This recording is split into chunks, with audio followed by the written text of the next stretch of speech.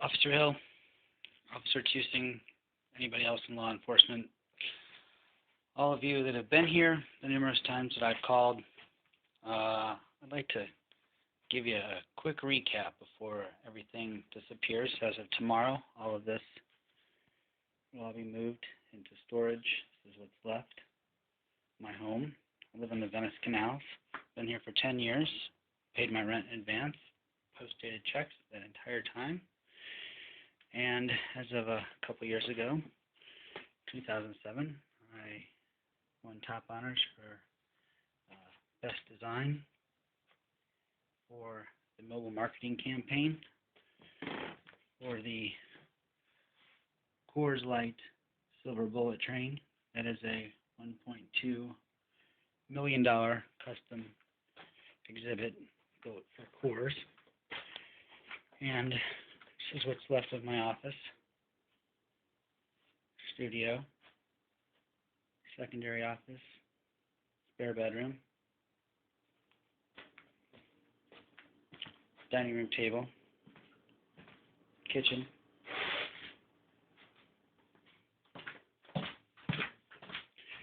living room, and my bedroom. That was my view. This, you're probably wondering, is an account of my identity theft, probably the worst account of identity theft in the history of the United States, at least that I've heard of. And this is the original police report for a burglary. That was, I can't see the date offhand, but back in September of last year, about 1 year ago exactly, by this individual right here. I'll copy it and put it with this tape. He was a web designer that was coming on board to help me build the website for my company. As it turns out, really nice guy. Spent some time getting to know him. He was looking for a place to live. After a little while, I offered him the opportunity to stay here in exchange for some of his work. We got along very well, very talented gentleman, and that worked out great for a couple months until I caught him downloading some of my intellectual property onto his computer. What I didn't know is that he downloaded just about everything on all of my drives onto his computer, and when I finally confirmed that, I called the police, and actually he called the police first because I had the computer in here and asked him not to come back for 24 hours, giving me an opportunity to cool off. He in turn called the police, came back, and they escorted him out of my home with his computer and all of my information on it, and so began my identity theft. He was looking to get married or figure out a fraudulent way to stay in the United States. My parents went as far as to call the former director of immigration for the United States to see what they could do to help him, and in turn he stole my identity. Did he do it alone? I don't know. I suspect that my girlfriend was angry at one point and probably said, hey, why don't you just steal Matthew's identity? And so it went.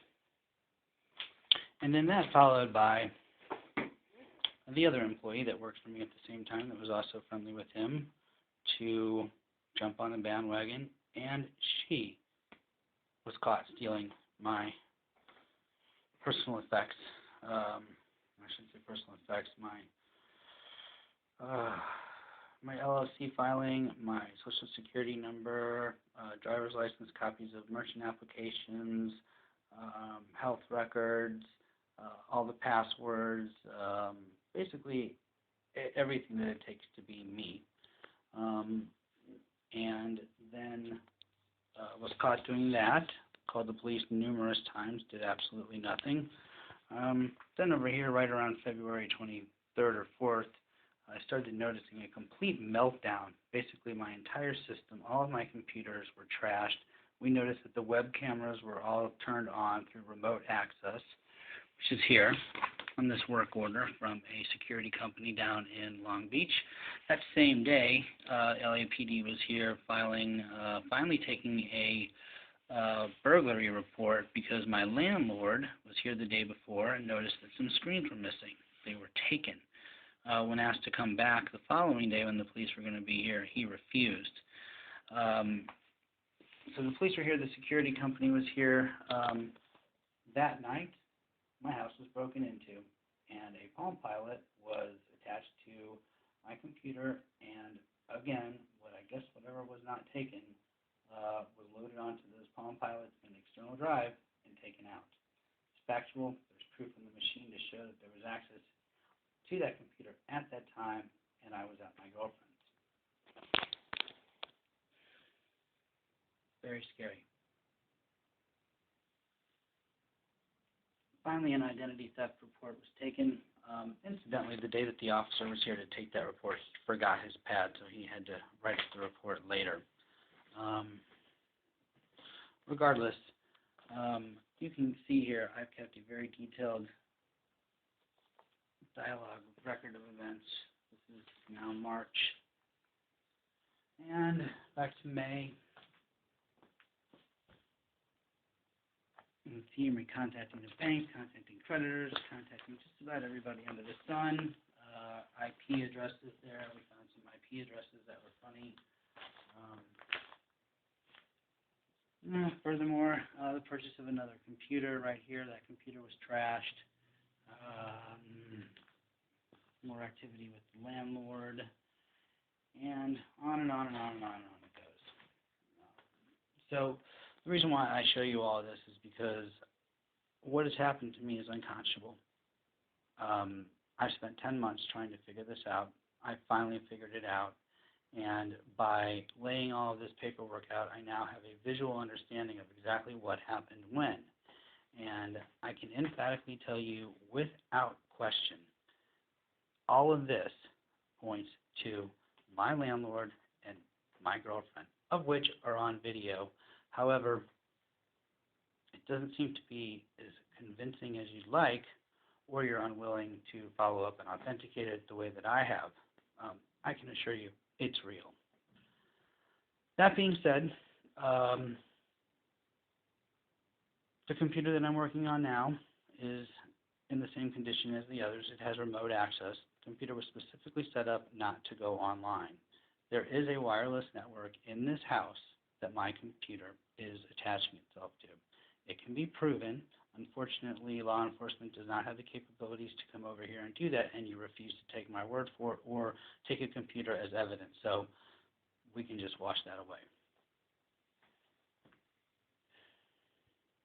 On that computer is a manuscript detailing all of this that I've been writing the entire time.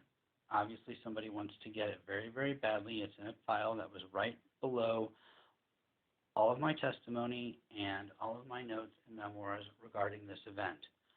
Funny, the testimony and the video diary that I've kept is untouched, yet it's safe to assume that anyone that has looked or anyone that has been in the computer that had the capabilities to lock up those memoirs had an opportunity to look at the testimony and the video that you have in your possession. So I have to assume that there is a law against breaking and entering and reading someone's testimony. You can see here, that's how they got in. I can show you. This door pops off just by lifting it up. Piece of cake. That's in another video, which you have in your possession as well. I can only hope that a taxpayer, a upstanding citizen, an award-winning designer, and a productive member of society is not going to just get washed away. And that's exactly what's happening, because I'm going to be out there, well, not out there, on the street as of tomorrow. I will have nothing, absolutely nothing. No money, no belongings, nowhere to go, and no one to respond to my cries for help. So I don't know how you address any of this other than pass the buck to another department or another agency, or spend the time to come over here and even take a look or give me slightest benefit of the doubt that what I'm telling you is true, because all of the efforts of these two individuals have been to attack my credibility, to cripple me to the point that I can't prosecute, and take whatever's left, including my ability to get a fair trial. And I would say that somebody breaking and entering and viewing all of this not only hinders my ability to have a fair trial in an eviction, an unfair eviction, but any civil matter coming up. And certainly without any money to hire an attorney, well, that civil action becomes that much more challenging. And it's hard to do from the street when you don't have a phone. So I really don't know what to say other than I assume that I am just a casualty of falling through the cracks. However, I do not want it to go unnoticed by you all, because I have done everything in my power to supply you with all the information to figure this out and do some questioning and make some arrests, and absolutely nothing has happened. Nothing at all. And I realize that it's far-fetched to think your landlord and your girlfriend stole your identity and sold it to your business partner, but you know what? It's true. And maybe if you looked at the facts and took my word for it versus questioning me like you would a criminal, we might get somewhere. But then again, maybe not. I certainly hope that you understand the frustrations coming from me based on the fact that I don't have a home now. And maybe at some point down the road, you guys will crack this sucker open and do some hardcore questioning. But until then, I'll just keep my fingers crossed.